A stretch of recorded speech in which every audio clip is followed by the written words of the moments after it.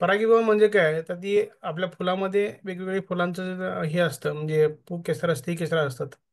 बारीक बारीक तुम्ही बघितलं पावडर जी निघते आपल्या, आपण जेव्हा बागेत चालतो, दोन ओळीच्या मण जात असतो तेव्हा ती पिवळसर पांढरट पावडर आपल्या कपड्यावर चिकटते.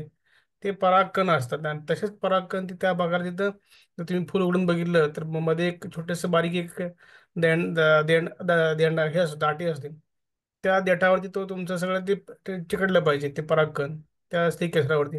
असं जी एकंदर फुलामध्ये जी प्रक्रिया असते, आणि ह्या प्रक्रियेला जनरली फुलामधनं बियामध्ये जाण्यासाठी जी महत्वाची क्रिया आहे त्या क्रियाला आपण परागीभवन म्हणू शकतो.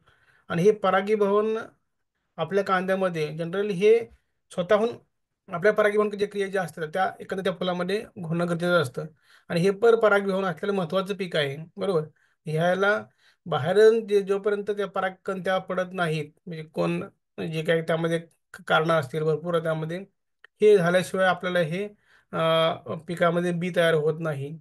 आणि जनरली आपल्या या कांद्याच्या बीजामध्ये जवळजवळ 90-95% आपण जे परपरागीभवनावरतीच आपला कांद्याचं जे काही हे प्रमाण आहे ते ठरलेलं असते. कांदा किती तयार होईल, आपण जे म्हणतो कांदे फुली पडली, फुली पडली म्हणजे त्या फुलाचं आपल्याला त्यामध्ये रूपांतर होत नाही, बियामध्ये रूपांतर होत नाही.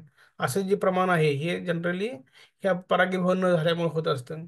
बऱ्याच वेळा लागवडीचे जे अंतर आहे दोन दोन काही वेगवेगळ्या जातीमधलं ते एखादं किलोमीटर ठेवायला पाहिजे, कारण का हे कांदा बिजवा हे परपरागीभवनावर डिपेंड आहे. ह्याच्या पण फ्लो तिकडे जाऊन त्याच्यामध्ये परागीभवन होण्याची शक्यता आहे. मग ते हवेमुळे जातील, मधमाशीमुळे जातील, किंवा काही कारणास्तव जातील. एकंदर म्हणजे बियाची जी प्युरिटी आहे ती प्युरिटी मेंटेन होण्यासाठी एखादं किलोमीटर अंतर ठेवावं.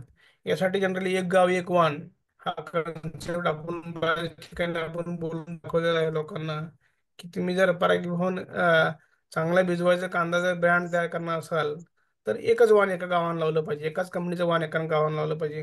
म्हणजे एक गाव एक वाण असं जर तुम्ही कन्सेप्ट राबवलात तर तुम्हाला एक शाश्वत आणि एक चांगलं बियाणं मिळण्याची शक्यता आहे.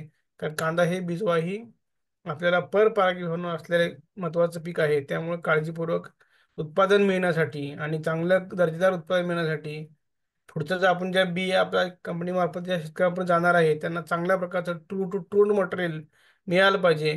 ह्या विचार केले तर आपल्याला हे कांदा भिजवायचं काम मग नक्कीच आपल्याला चांगलं करता येईल. धन्यवाद.